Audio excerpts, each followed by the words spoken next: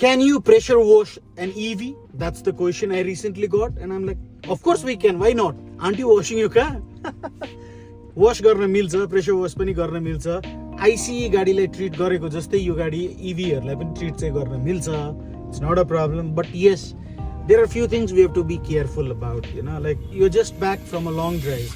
So त्यो long drive गरिसकेर आइसकेपछि immediately don't wash भनेर भन्ने गरेको छ, किनभने अब ब्याट्री तातो हुन्छ, मेबी पानी पस्यो भने ब्याट्रीलाई थर्मल सक हुन सक्छ रे हैन, त्यो भन्ने गरेछ. अपार्ट फ्रम द्याट सेन्सर्स क्यामेराहरू गाडीहरूमा लागेको हुन्छ, त्यो ठाउँमा प्रेसर स्प्रे नगरौँ, वाटर नर्मल स्प्रे गर्नलाई मिल्छ, प्रब्लम भएन. And also we need to check that हाम्रो चार्जिङ पोर्टहरूको इन्टिरियर कभर एक्सटिरियर फ्ल्यापबाट बन्द छ कि छैन, त्यो पनि हामीहरूले चेक गर्नु पर्यो हैन. With modern EVs we have auto sensing wipers हैन, त्यो सबै चिज चाहिँ अफ गर्नु होला, किनभने पानी हाल्दाखेरि त्यसले सेन्स गर्छ, कहिलेकाहीँ चल्दिन्छ हैन. र अर्को एउटा कुरा, बनेट खोलेर भित्र प्रेसर वास गर्ने कुरामा चाहिँ मैले देखे अनुसार कति मान्छेहरूले त्यो पनि गर्दो रहेछ, तर एकदम हेभी स्प्रे हैन, हल्का स्प्रे गरेर. मैले चाहिँ त्यो गर्ने गरेको छैन.